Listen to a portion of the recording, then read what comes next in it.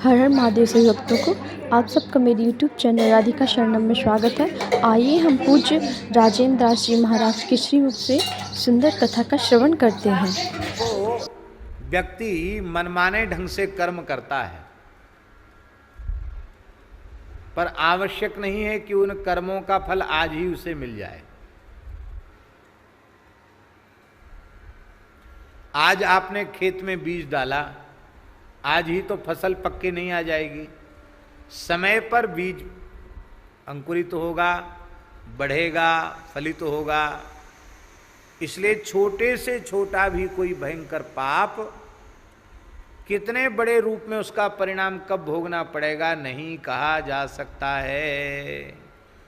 इसलिए कर्म के परिपाक का विचार करके शास्त्र निषिद्ध कर्मों से प्रत्येक व्यक्ति को बचना चाहिए। उस छोटे से कर्म का कितना भयंकर परिणाम होगा नहीं कहा जा सकता।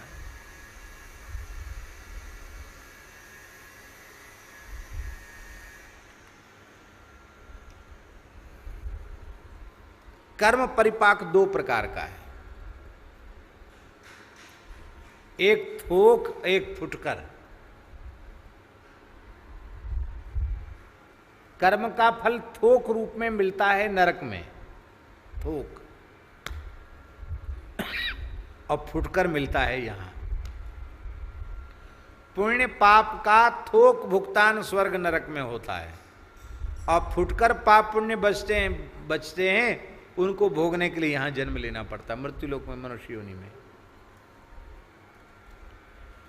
बड़े से बड़े महापुरुषों के भी, बहुत ध्यान से सुने बात, बड़े से बड़े महापुरुषों के भी केवल पुण्य ही पुण्य नहीं होते हैं।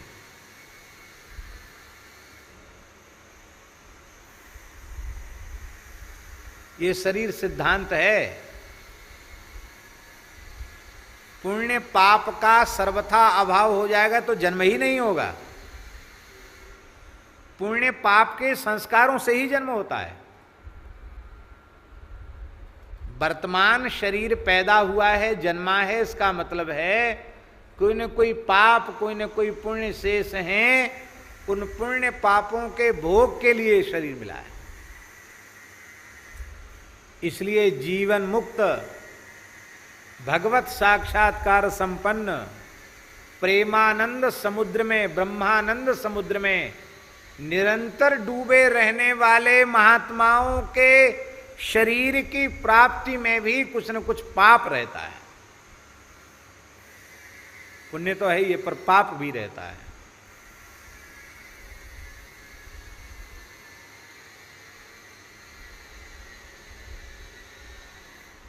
और उस पाप का परिणाम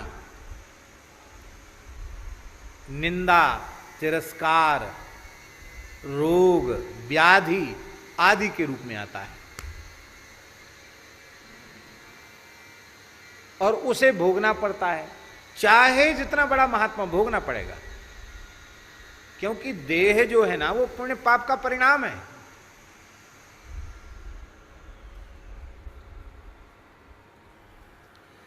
जैसे किसी अगाध जल से भरे हुए सरोवर में एक पत्थर पटक दिया जाए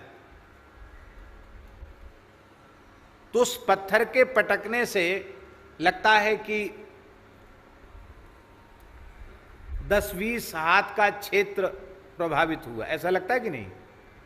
छोटा पत्थर फेंको तो इतनी जगह, बड़ा पत्थर फेंको तो 10-20 हाथ का क्षेत्र तरंगायित हो गया, ऐसा लगता है। ध्यान में ये बात कि नहीं, लहर उठती है, तरंग उठती है। किंतु सच्ची बात यह है कि बड़ा पत्थर नहीं, छोटा पत्थर भी फेंकने पर जो सूक्ष्म तरंग उठती है, वो तरंग केवल 2 फीट 4 फीट नहीं, वो उस सरोवर के अंतिम छोर तक पहुंचती है। पर उसकी गति इतनी सूक्ष्म होती है कि वह इन आंखों से दिखाई नहीं पड़ती, पर उसकी तरंग वहां तक पहुंचती है। इसका मतलब समझते हैं, भगवत साक्षात्कार होने के पश्चात भी ब्रह्मानंद सिंधु में, प्रेमानंद सिंधु में डूबे रहने के बाद भी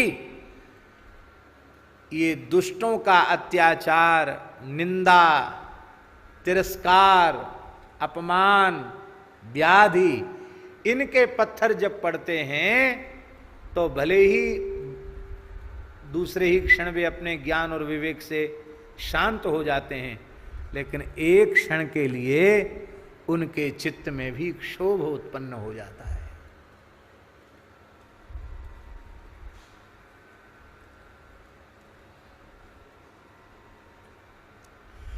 लेकिन उनके चित्त में क्षोभ उत्पन्न होने के बाद भी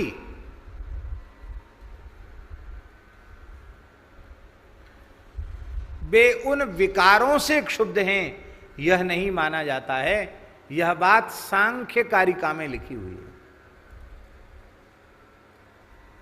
परम श्रद्धे पूज्य श्री रमण रीति वाले महाराज जी ने अभी एक दिन निर्जला एकादशी के दिन उनका आशीर्वाद मिला और उन्होंने ये बात बताई।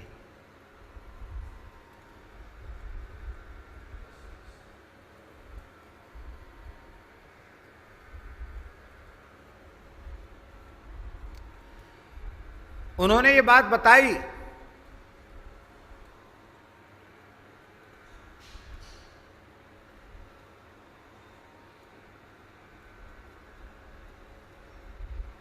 और वो प्रकरण दूसरा था और उस प्रकरण में उन्होंने ये बात बताई। उस प्रकरण को हम यहाँ उठाना नहीं चाहते हैं क्योंकि वो उठाने से कोई लाभ नहीं है।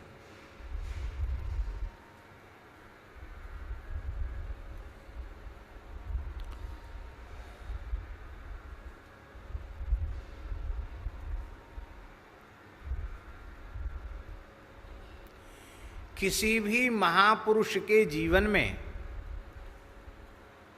उसके द्वारा जगत को, संसार को उसका क्या योगदान है, इस पर ध्यान पूरे संसार और पूरे समाज को देना चाहिए।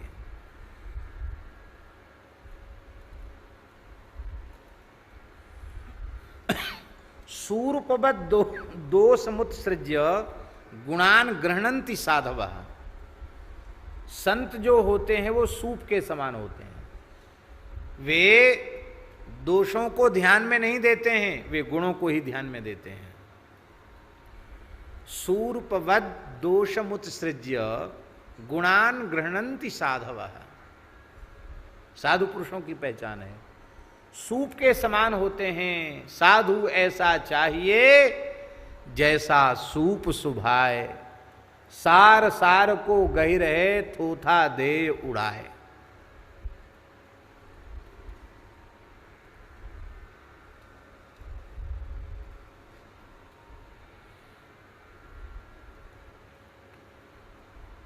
संत सूप के समान होते हैं और दुष्ट चलनी के समान होते हैं। चलनी जानते हो?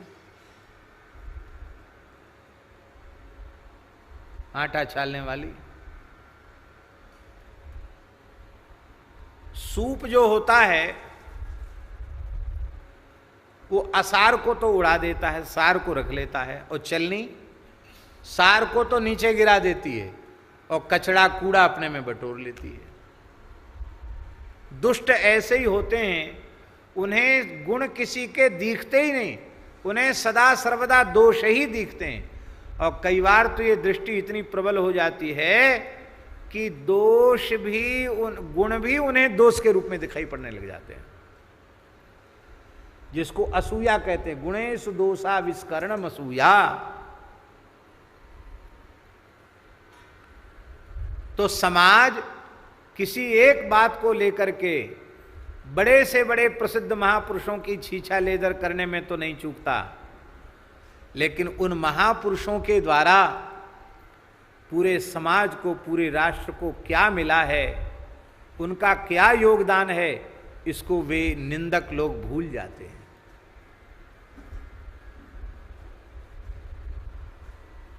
शास्त्री जी, बड़े से बड़े प्रसिद्ध, विश्व प्रसिद्ध महापुरुष को आपने नीचे गिरा दिया, सोशल मीडिया पे बोल के और उनके खिलाफ आवाज उठा के आपने नीचे गिरा दिया। चलो गिरा दिया, पर आप उस कोटि का दूसरा कोई खड़ा करके तो दिखाओ। माई के लाल हो, हिम्मत हो तो दूसरा कोई खड़ा करके दिखाओ।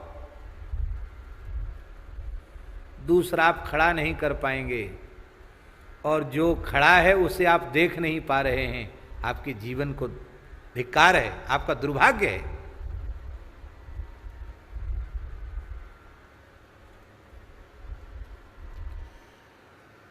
हम ये नहीं कहते हैं कि शास्त्र विरुद्ध आचरण करने चाहिए, हम ये बिल्कुल नहीं कहते हैं। आपकी अवस्था चाहे जितनी ऊंची हो, आपको ऐसे ही काम करना चाहिए जिससे समाज में आदर्श की स्थापना हो। यद्यपि शुद्धम लोक विरुद्धम ना करणीयम नाचरणीयम, हम इसी के पक्षधर हैं।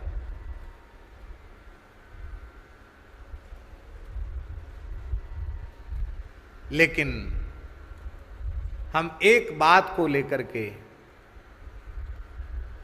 श्री मुरारी बापू जी को बहुत बहुत धन्यवाद, साधुवाद ही नहीं देते, उनको सादर वंदन करते हैं कि पूरे संसार में प्रत्येक व्यक्ति के हाथ में, प्रायः बहुत लोगों के हाथ में रामचरितमानस उन्होंने पहुंचा दी।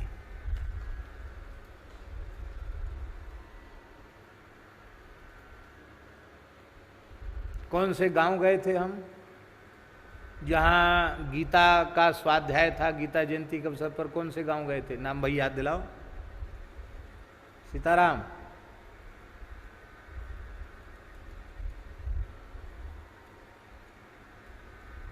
क्यों खड़ा हुआ? कौन से गांव गए थे हम, जहाँ गीता जी का स्वाध्याय हुआ था? हम लोग पहुंचे थे और वहाँ प्रतिवर्ष बापू पहुँचते हैं ना, हैं जी, मैं नाम भूला हूँ उस गांव का।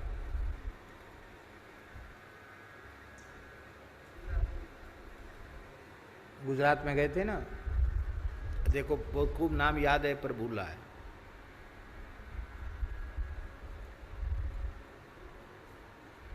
गीता का स्वाध्याय वहाँ चलता है, लगभग प्रतिवर्ष 3 दिन वे वहाँ रहते हैं और सौराष्ट्र गुजरात के सभी विद्वान वहाँ एकत्रित होते हैं। हम भी वहाँ गए थे, जोड़िया।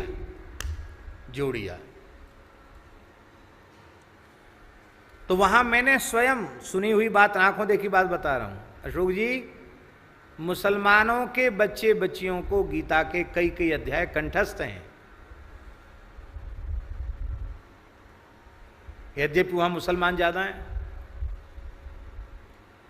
लेकिन वे रामचरितमानस का इतना बढ़िया बच्चे पाठ करते हैं, गीता का पाठ करते हैं।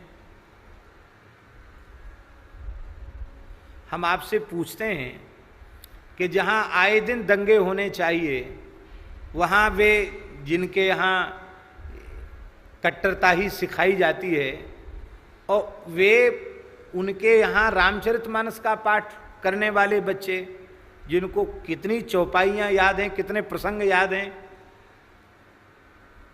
गीता के कितने अध्याय कंठस्थ, बढ़िया उच्चारण, ये किसकी महिमा है? यह एक उस महान व्यक्तित्व की महिमा है जिसके सौहार्द के कारण उन विधर्मियों के भीतर भी उत्तम संस्कार, भले ही एक अंश ही आया हो, पर आया तो सही।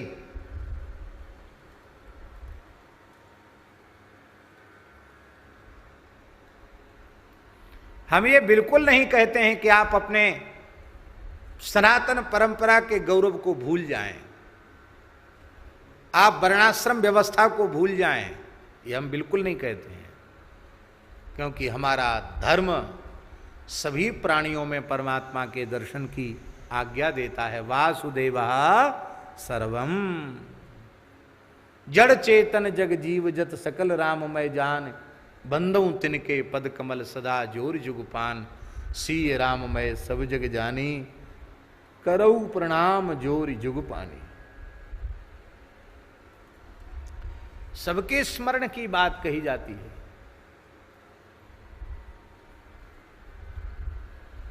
अपनी मर्यादा को बचाकर। श्री वृंदावन बिहारी लाल की। तो दूरभाष पर महाराज जी से चर्चा हुई तो उसमें महाराज जी ने कहा कि ब्रह्मानंद में डूबे रहने वालों का भी शरीर तो पुण्य पाप का परिणाम है, भले ही वो चाहे जिस अवस्था में हो। ऐसे कुछ न कुछ पत्थर गिरते हैं जिससे थोड़ा विक्षेप भी होता है, लेकिन वो ज़्यादा लंबे समय तक का नहीं होता है। वो विक्षेप उनके ज्ञान और भक्ति के बल के प्रभाव से वो तत्काल शांत हो जाता है। वे अपनी स्थिति में सदा सर्वदा बने रहते हैं। बोलो भक्तवत्सल भगवान की।